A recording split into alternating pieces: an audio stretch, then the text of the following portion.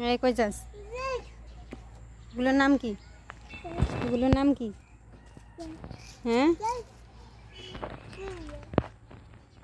Hello guys, আসসালামু আলাইকুম, welcome back to my channel. প্রতিদিনের মতো আজকে হাজির হয়ে গেলাম সাইনাস কেমিস্ট্রিতে। আমি সাহিমা, আশা করছি সকলেই ভালো আছে। আল্লাহর অশেষ রহমতে আমি অনেক ভালো আছি।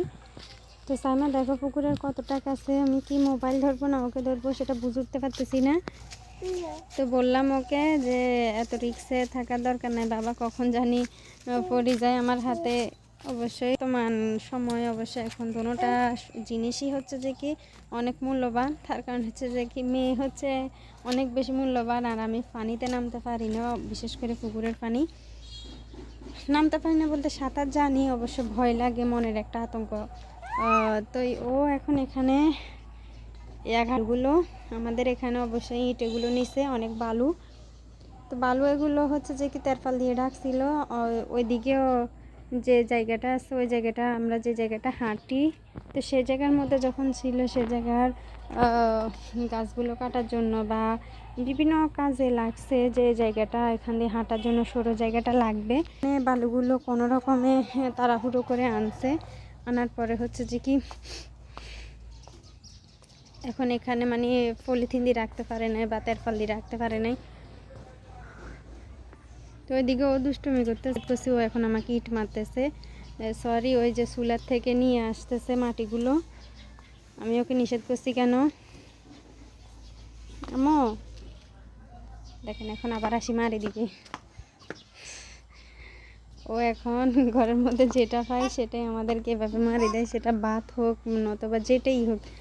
একটু আগে আমাকে বালুগুলো মারছে, তো বালু তো মুঠের মধ্যে মুষ্টি দিয়ে যখন ধরে রাখছে তখন না ওর কাছে ছিল, কিন্তু যখন ও ছুঁড়ে মারছে তখন ওর সবগুলো গায়ে পড়ছে, আমার গায়ে পড়ে নাই। দেখছেন কেমন দুষ্টুমি করতেছে। এখন একটু বাইরে যেতে দিলে নয়তো বা পুকুরের দিকে যেতে দিলে কিন্তু করতে অনেক ভালো লাগবে।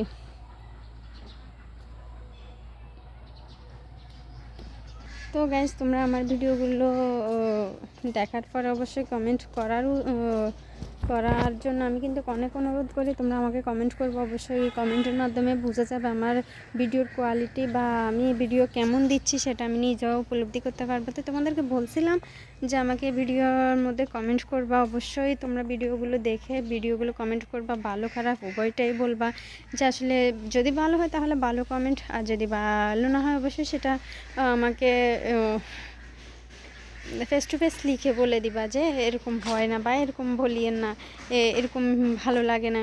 অবশ্যই তোমরা আমার ভুল না ধরে দিলে, যদি স্কিপ করে চলে যায় তাহলে আমি বুঝবো কীভাবে।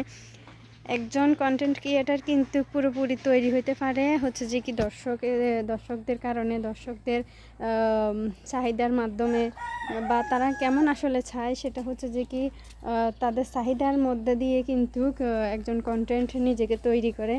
তো তোমরা আমার দর্শক, তোমরা অবশ্যই আমাকে বলবা যে আমার আসলে ভিডিওগুলো কেমন হয়।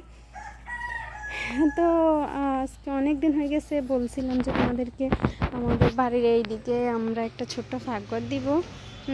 তো আমরা ছোট্ট ফাঁকঘর দেওয়ার জন্য যে একটা টাইম লাগে, টাইমটা মেনটেন করে আমরা আনতে পারতেছি না।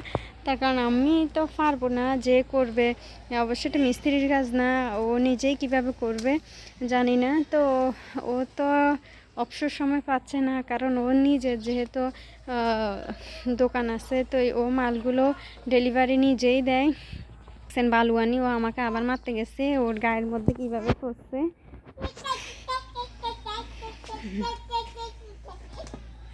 আজকে সকাল থেকে ও ঘুম থেকে উঠছে তখন থেকে কিন্তু পড়তেছে। আম্মু ওগুলো মারিও না, নিজের গায়ে পড়ে, দেখছেন, আর মারিও না, আম্মু মার দিব।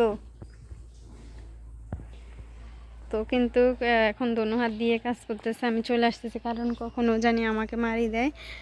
তো ওকে তো আমি অনেকবার গোসল করাইতে হয়, শীতকাল আর শিখেছে, এখন কি করব আসলে। ও এখন থেকেই, এখনও অনেক বেশি শীত পড়ে, এটা অবশ্যই ডিসেম্বর মাস, তো এখনও অনেকটাই শীত পড়ে। তো রাতের বেলা কিন্তু গভীর রাত না, এখন থেকে কিন্তু বিকেল থেকে কিন্তু শীত পড়ে। তো বিকেল থেকে বাচ্চাদের স্কিন অবশ্য অনেক পাতলা, তারপরেও বাচ্চারা যাই হোক ও পরে না, আর শীতের কাপড় চোপড় তো পরাইতে পারি না। আর দ্বিতীয়ত হচ্ছে যে কি রাতের বেলা যে এত শীত পরে ওর হাত ফাট ঠান্ডা হয়ে একদম যে বটে বটে আসে, তারপরেও কিন্তু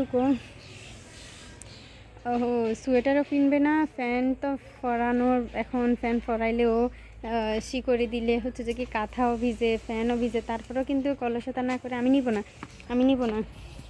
আমার হাতে দেওয়ার জন্য আসতেছে, আমি নিতে চাচ্ছি না। এখন চুলার মধ্যে মারি দিচ্ছে, দেখছেন সবগুলো তো ওর গায়ে পড়ছে, ওর মাথার কী অবস্থা হয়েছে। তো তারপরেও পরিশ্রম করতেছে, কারণ যদি ঠান্ডা লাগে সেটা হচ্ছে যে কি খারাপ। তো আমার একটু কষ্ট হলে হোক, তারপরে ওকে শীতের প্যান্টটা ফরাই, ফ্যান ফরাইলে অবশ্য ঘুমের মধ্যে ফরাই, কিন্তু ঘুমের মধ্যে যদি সোয়েটারটা ফরাই তাহলে ও কিন্তু বুঝে যায়, ও উঠে যায়, উঠে মানে ও কান্নাকাটি শুরু করে, আর জামাটা নিয়ে অনেক টানাটানি করে। তখন একদম মানে একদম ও যে গেঞ্জিটা পরবে সেই গেঞ্জিটাও এখন তখন খুলে দিতে হবে। আম্মু আম্মাই দিব। তো দেখো দর্শক, ও কিন্তু চুলার মধ্যে থেকে ছাইগুলো নিয়েও কিন্তু এদিক সেদিক মেলা মারতেছে। যে দেখো আমার বাড়ির উঠানটাও ভরাই ফেলছে। যদি এই চুলার ভিতরে কখনো আগুন থাকে ও তো সেটা বুঝবে না, ও তো অনবরত মেয়ে মানে এদিক সেদিক মারতেছে। তো যাই হোক, আজ এ পর্যন্ত। সবাই সুস্থ থাকবে, ভালো থাকবে, আল্লাহ হাফেজ।